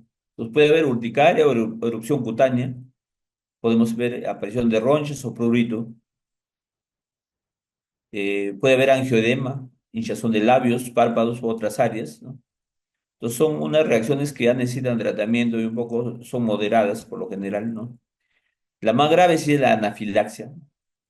La anafilaxia sí es considerada una emergencia médica y la anafilaxia es una reacción alérgica, ¿no? A algún componente o a una partícula de la vacuna, ¿no? Entonces, la anafilaxia, hemos dicho, se considera una emergencia médica y que puede producir, pues, una dificultad respiratoria, hipotensión y edema generalizado, ¿no?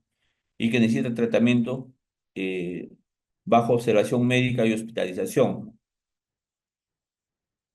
Y inmediato. Luego tenemos las reacciones neurológicas, ¿no? También son parte de las reacciones graves, o los ESAVIs graves, como las convulsiones, ¿no? Entonces, y que por lo general pues, las convulsiones son relacionadas a veces con la fiebre y van a ser autolimitadas, ¿no? El síndrome Guillain-Barré, ¿no? También es una reacción neurológica asociado de manera rara a las vacunas, especialmente la vacuna contra la influenza, ¿no? La neuritis braquial, ¿no? que es el dolor e inflamación del brazo, que es por afectación del plexo braquial, ¿no? La afectación nerviosa, ¿no?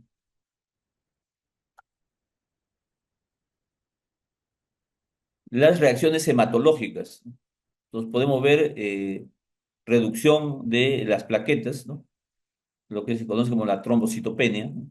Entonces hay una reacción de plaquetas, fundamentalmente está asociado a la vacuna triple viral, ¿no?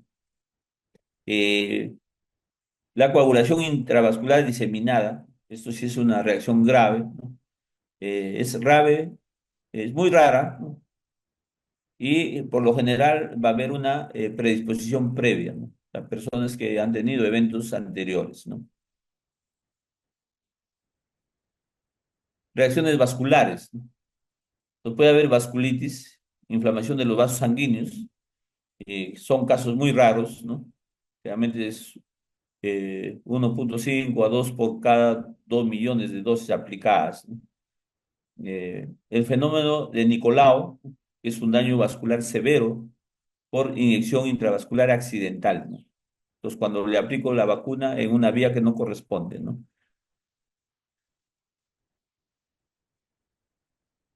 Las reacciones psicógenas, ¿no? Puede haber síncope o desmayo, que esto es pasajero y por lo general es debido a la ansiedad de la persona, debido al temor a la vacunación. Hiperrespuesta al estrés, también puede haber mareo, taquicardia, palidez, ¿no? Que esas reacciones psicógenas no son causales de la vacuna, simplemente es por la ansiedad al temor a las vacunas, ¿no? Y algunas reacciones inespecíficas, ¿no? Entonces, por ejemplo, el llano persistente, entonces ¿qué hay que hacer? Hay que observar pues al lactante, ¿no?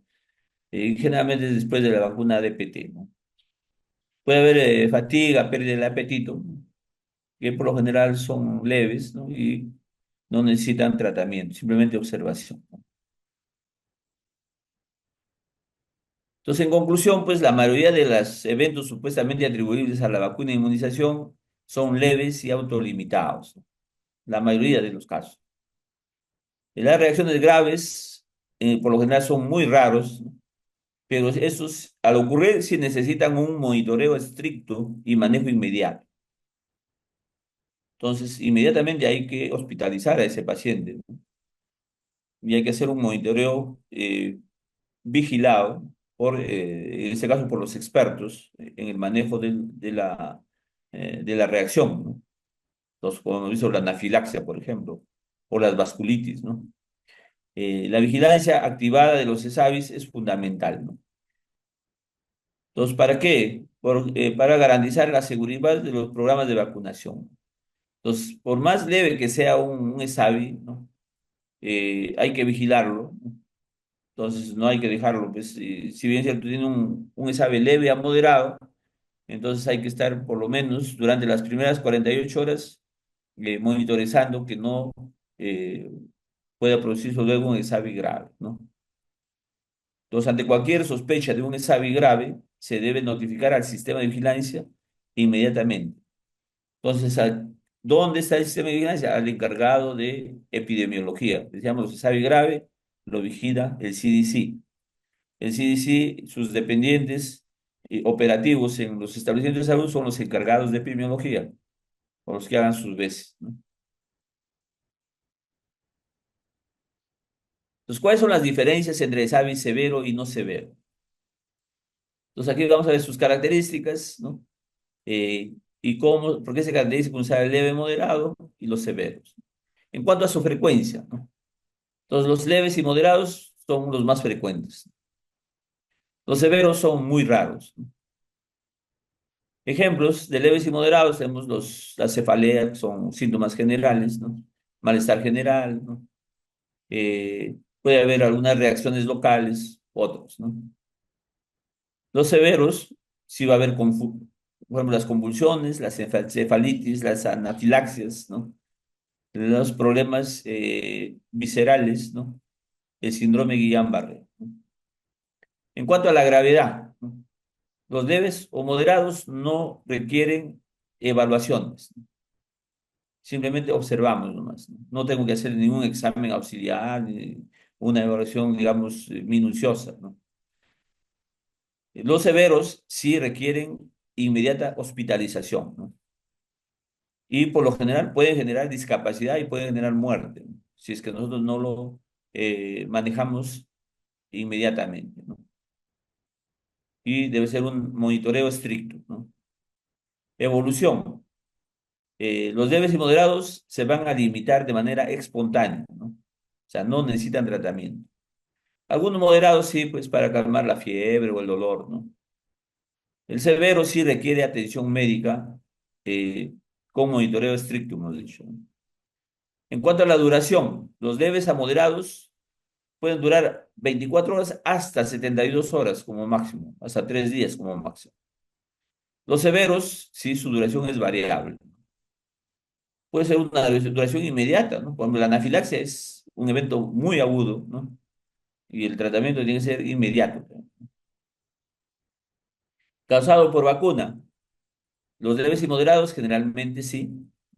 Los severos necesitan ahí una investigación minuciosa para luego definir la confirmación o el descarte, ¿no? Ya hemos visto, hay 7 posibilidades de clasificación, ¿no? Entonces, quien al final lo define es el comité central, ¿no? Investigación. El leve moderado generalmente no necesita investigación, ¿no? Simplemente observamos, pero no investigamos. El severo, todos los eventos severos necesitan ser investigados, ¿no? Porque al final tenemos que clasificarlo, es fundamental.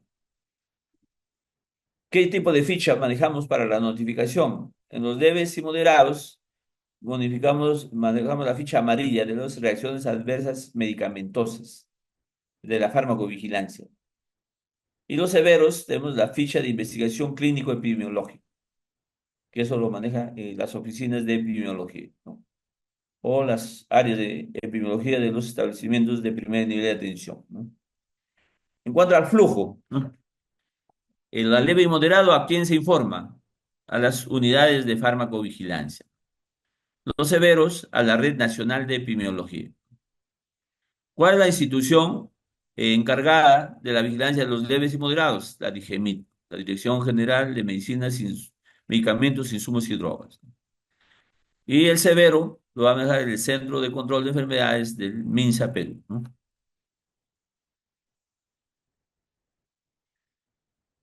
Entonces, un SAVI severo, pues, es un cuadro clínico que puede ser fatal, ¿no?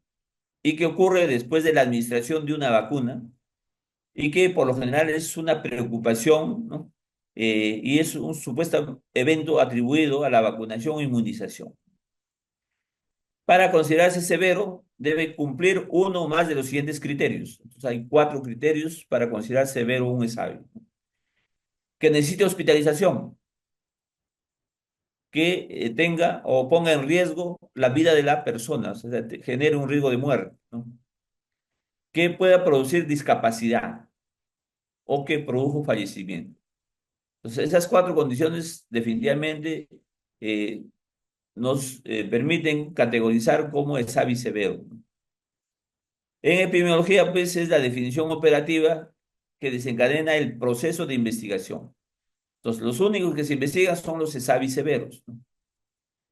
¿Para qué lo investigamos? Para analizar todos los determinantes y condicionantes con la finalidad de confirmarlo o descartarlo y definir si tuvo o no tuvo relación causa-efecto con la vacuna.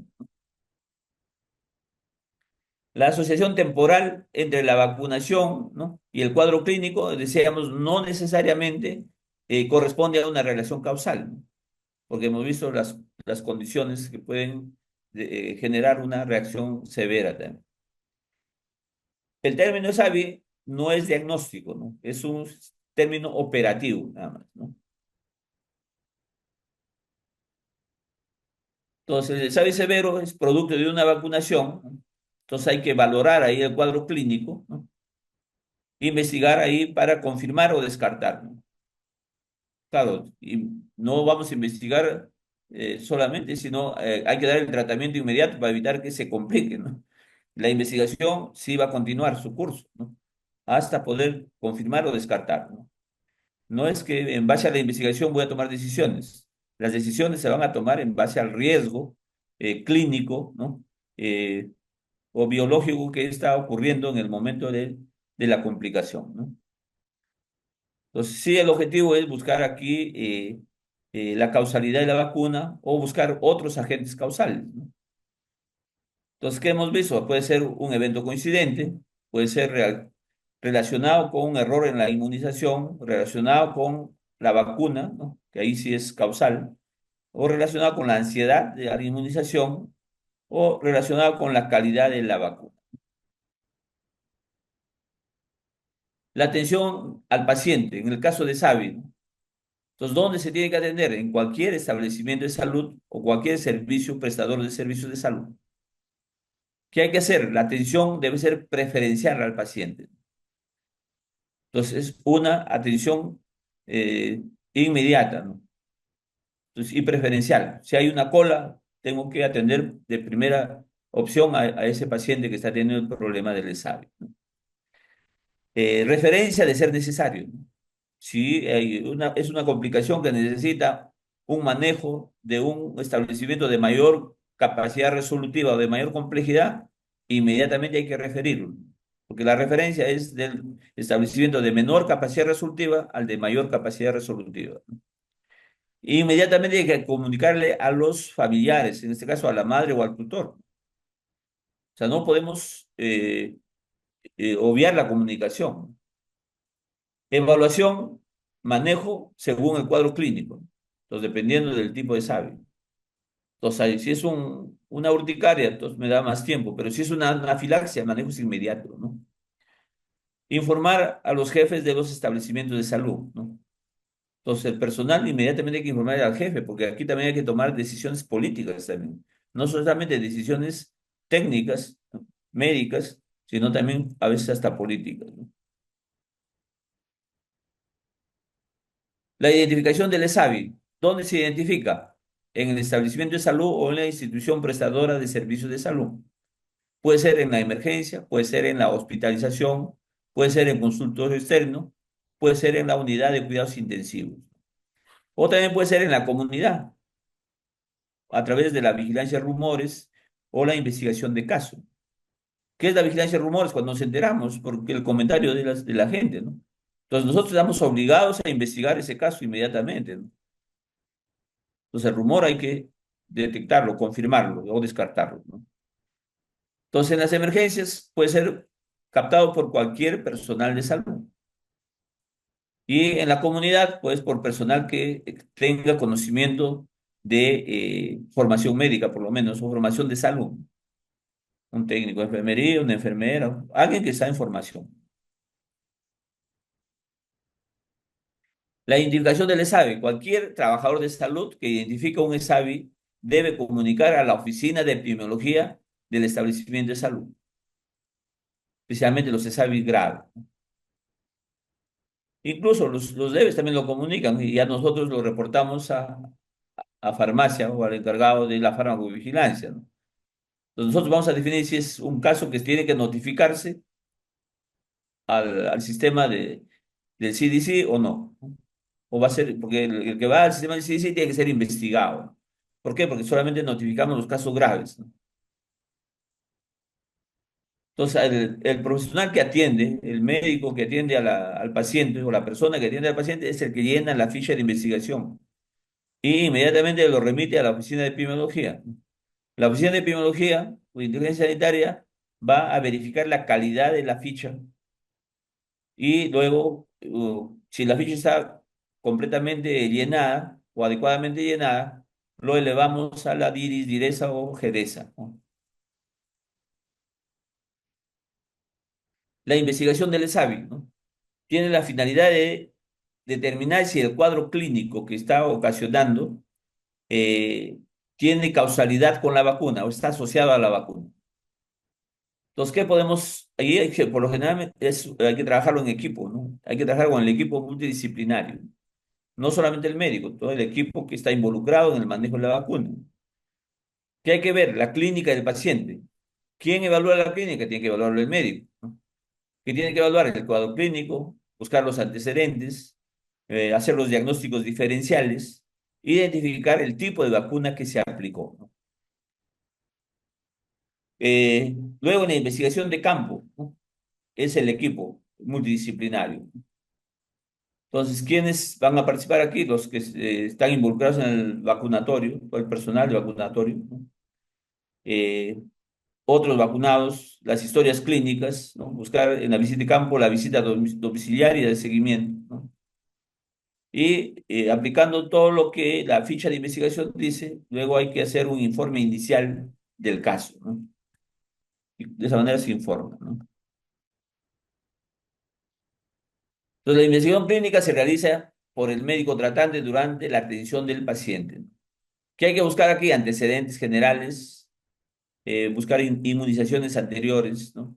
Antecedentes patológicos, antecedentes familiares, ¿no? Hacer un buen examen físico, evaluación y manejo por el especialista según el cuadro clínico. Entonces hay que hacer las interconsultas necesarias, ¿no? Por ejemplo, si es un problema neurológico, hay que llamar al neurólogo. Si es un problema hematológico, al hematólogo, ¿no? Etcétera, etcétera, ¿no? Dependiendo de la complicación, ¿no? El objetivo aquí es hacer pues, el diagnóstico más rápido, ¿no? Con mayor verosimilitud y más rápido, digamos, el tratamiento más oportuno. También hay necesidad de exámenes de laboratorio y de imágenes, ¿no? Dependiendo del cuadro clínico. Entonces hay que, el médico que está haciendo el manejo tendrá que solicitar las, digamos, pruebas de apoyo al diagnóstico, ¿no? Y el epidemiológico, que hay que hacer la investigación epidemiológica, la procedencia, viajes para ver si está relacionado con eventos coincidentes, como puede ser dengue, malaria, etcétera, ¿no? La ocupación también es importante, contacto con animales para ver si puede tratarse de una zoonosis o rabia, etcétera. ¿Cómo debemos actuar en el hospital ante un ESAVI, ¿no? Entonces, lo principal es la atención del paciente. Para ese tipo de pacientes es prioritaria, ¿no? Entonces, no podemos estar esperando a la cola, ¿no? Entonces, hay que atender de preferencia a los pacientes e inmediatamente verificar si tiene acceso a seguro, ¿no? Bueno, ahora ya casi todos tienen aseguramiento, ¿no? Investigación clínica, ampliar la anamnesis, incidir aquí sobre antecedentes patológicos, buscar comorbilidades, otras enfermedades que pueden ser trascendentes, ¿no? Tratamientos que están recibiendo, ¿no? Los antecedentes epidemiológicos, ¿no? Procedencia, contactos, ¿no? En lo que es la reevaluación del diagnóstico. Entonces, según la clínica hay que evaluar, ¿no? Qué otras posibilidades diagnósticas existen, ¿no? Según los exámenes, cómo está la evolución del caso, ¿no? Interconsulta a los especialistas de acuerdo al cuadro clínico que estén presentando, ¿no? Especialistas de los establecimientos de salud tienen que participar aquí, ¿no? Especialistas de otros establecimientos también a través de teleconsulta o telemedicina, y siempre trabajarlo en junta médica. O sea, no solamente tiene que manejarlo el médico tratante, el médico que recibió, porque si necesitamos nosotros el análisis de, digamos, otras especialidades, lo ideal es manejarlo en junta médica, ¿no? ¿Qué actividades debe realizarse por el personal de salud ante un caso de SAVI en los establecimientos de primer nivel, ¿no? Entonces,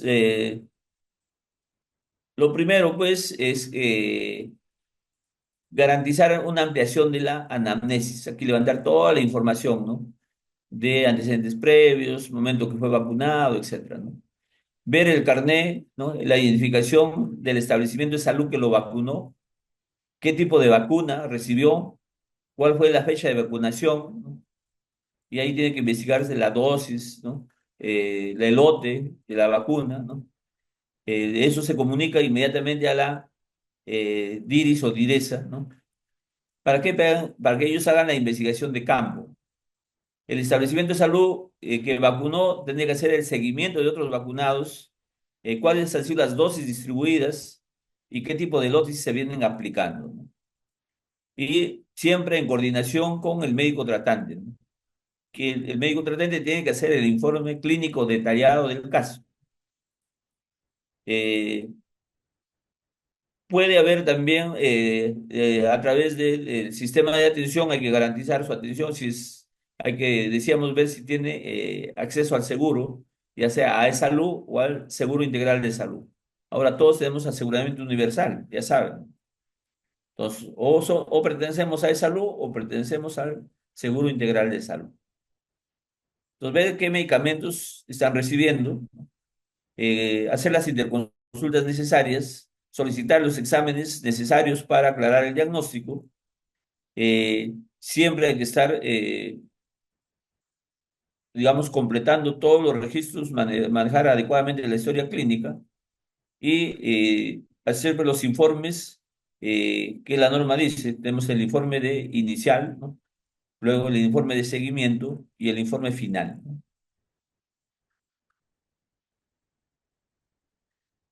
Signos y síntomas que vamos a encontrar en relación a algunos aspectos clínicos de importancia, como es la anafilaxia o el síncope, ¿no? Entonces hay que diferenciar lo que es un síncope o una anafilaxia, ¿no? Entonces el síncope se va a recuperar, ¿no?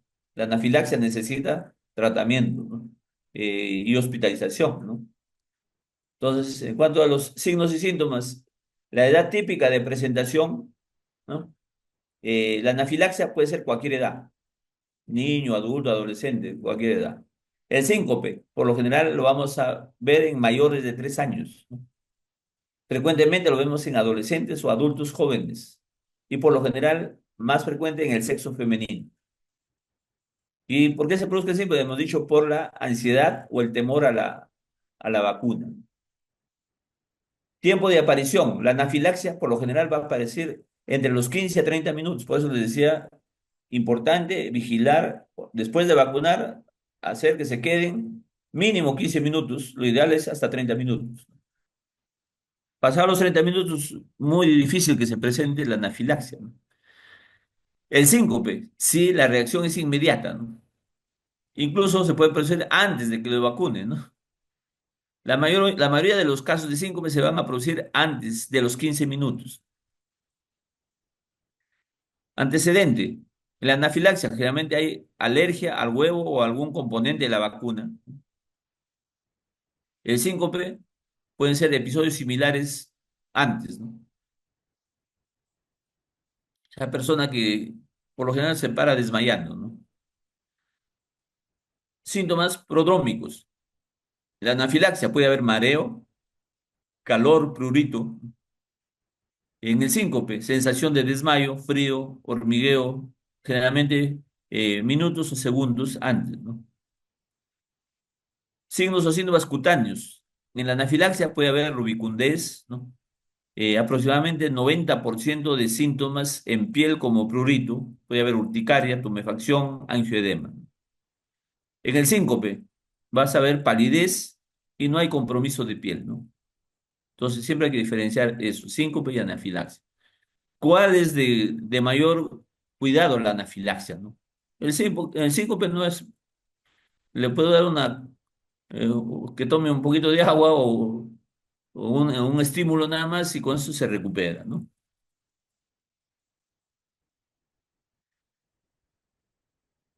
En cuanto a signos respiratorios, ¿no? En la anafilaxia hay frecuencia respiratoria aumentada, puede haber respiraciones entrecortadas, puede haber sibilancias a nivel pulmonar, ¿no?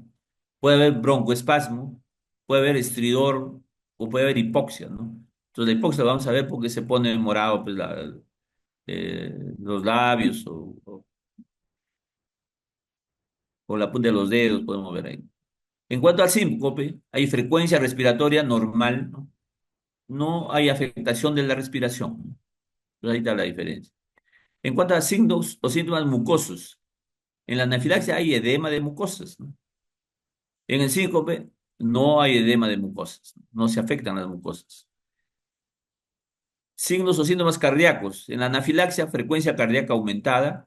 Por lo general va a haber taquicardia, un aumento de la frecuencia, ¿no? O sea, más de eh, 80 latidos por minuto, ¿no? Por lo general está por encima de 100, ¿no? Y en el síncope no hay, ¿no? Puede haber también, pero con las otras manifestaciones se descarta, ¿no? Neurológicos. En la anafilaxia va a haber confusión, desorientación, va a haber mareo, puede haber pérdida de conciencia, ¿no? En el síncope hay frecuencia cardíaca disminuida o a veces bradicardia incluso, ¿no? Eh, la anafilaxia en cuanto a síntomas gastrointestinales. Puede haber náuseas, vómitos, calambre abdominal o dolor abdominal, diarrea, ¿no? En el síncope puede haber náuseas y vómitos, ¿no?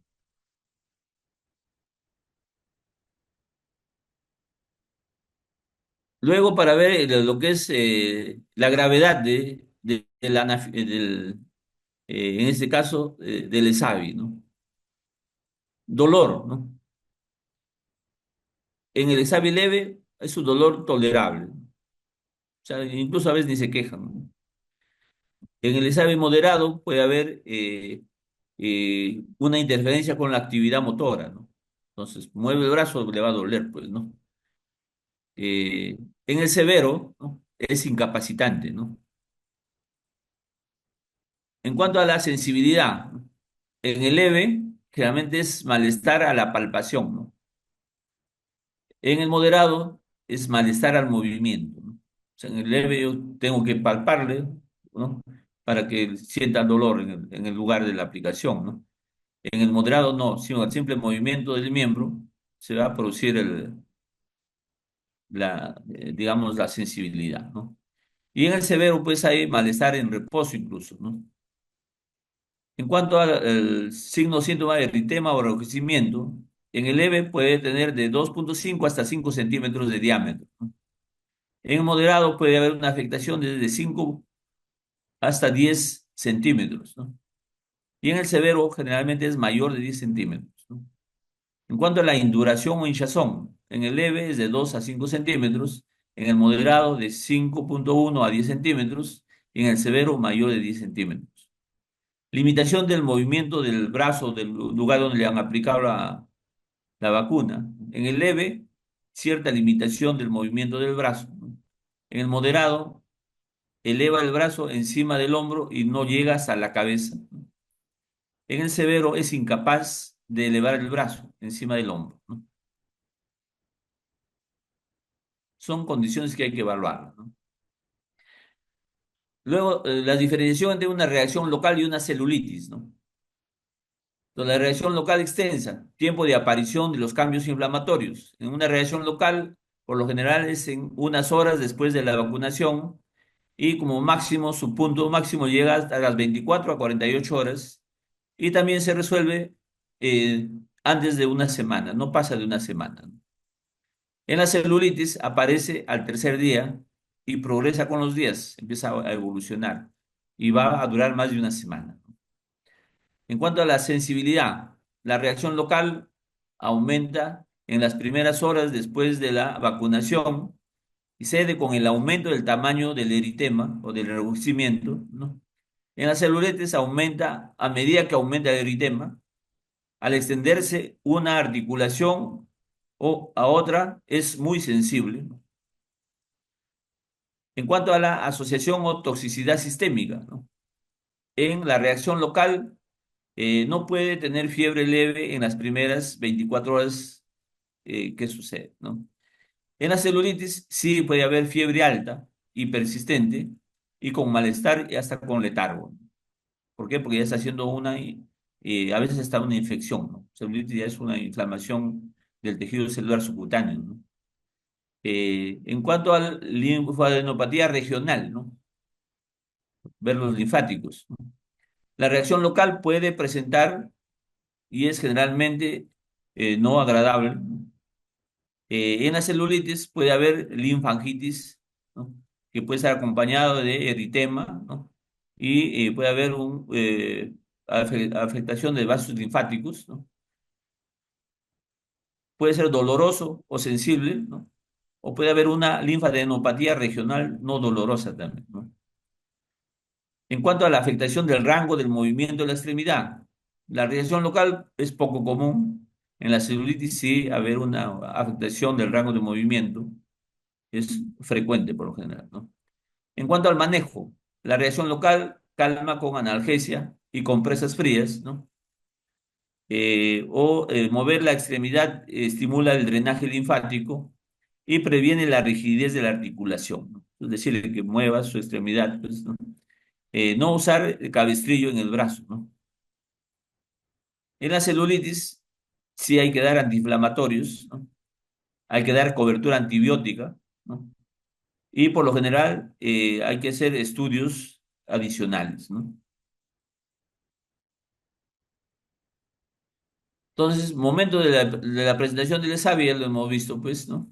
Entonces, la anafilaxia, ¿no? Generalmente son reacciones inmediatas, en minutos, ¿no?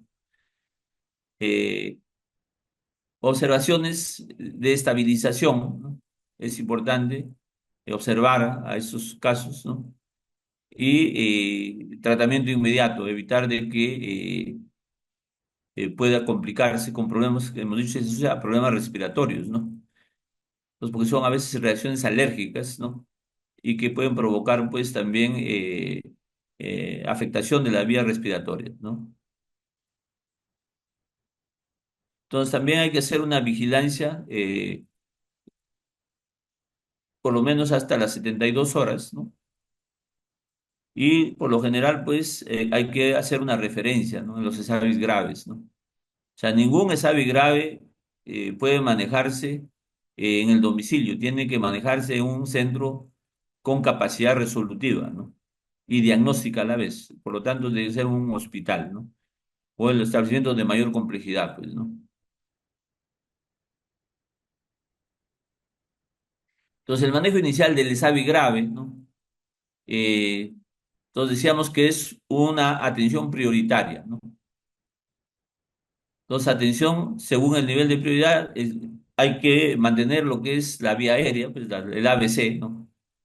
Vía aérea, respiración, circulación, ¿no? Consideración, la atención preferente. Entonces, no podemos esperar la cola. Entonces, así sea el último de la fila, lo atendemos primero, ¿no? Esa atención preferente. Evaluación y manejo según el cuadro clínico. Entonces, hay que llamar a todos los especialistas involucrados, ¿no? Comunicación al familiar del riesgo que tiene el paciente, ¿no? Es un caso reservado.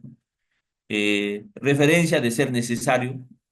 Claro, si estoy en un establecimiento, un puesto de salud, inmediatamente tengo que referirlo al establecimiento de mayor capacidad resolutiva, ¿no? Informar al jefe del establecimiento eh, inmediatamente, ¿no?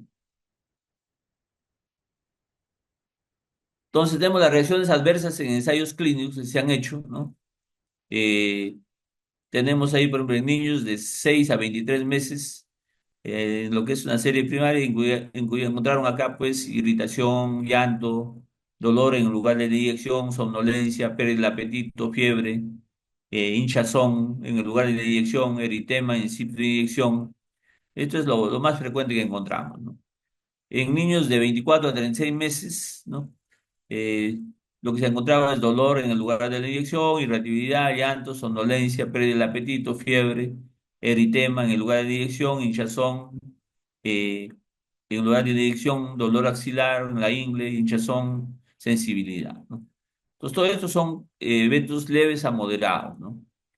Los casos graves ya hemos visto que son raros, muy raros, ¿no? Por lo general es 1 a 2 por cada 1 millón a 2 millones de dosis, ¿no? Eh, en niños de 37 meses a 5 años de edad, ¿no? Se encontró dolor en el lugar de inyección, fatiga, dolor de cabeza, mialgia, fiebre, escalofríos, náuseas, vómitos, hinchazón, insensibilidad, artralgia, eritema en lugar de inyección, hinchazón en lugar de inyección.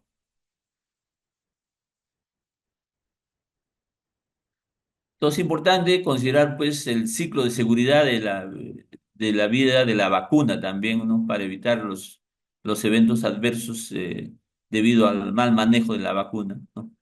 Entonces, considerar, pues, eh, la cadena de frío, la conservación, la distribución y la aplicación, ¿no? La preparación y aplicación, ¿no?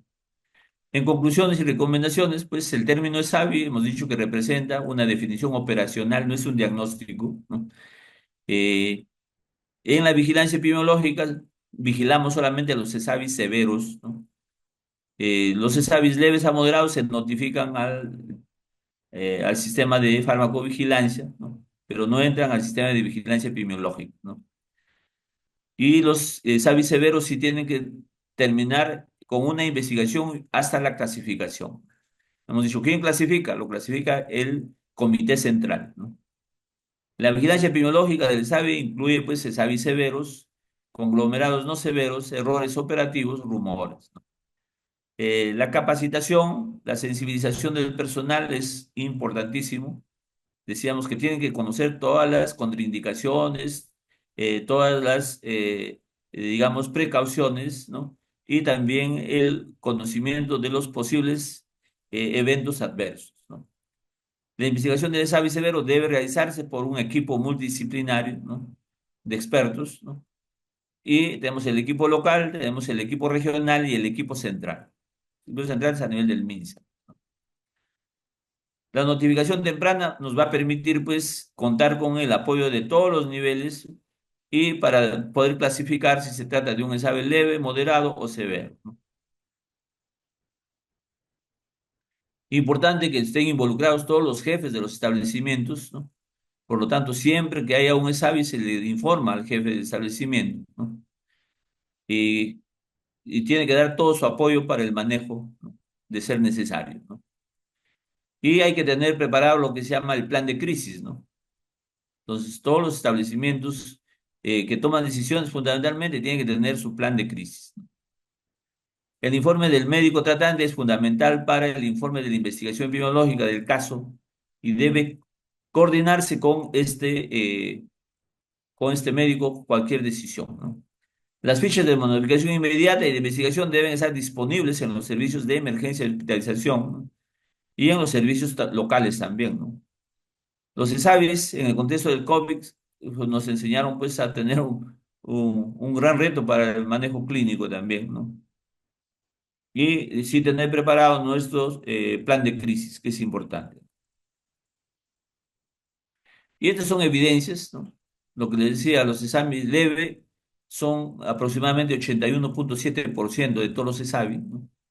ESAVI moderado, 17,9%.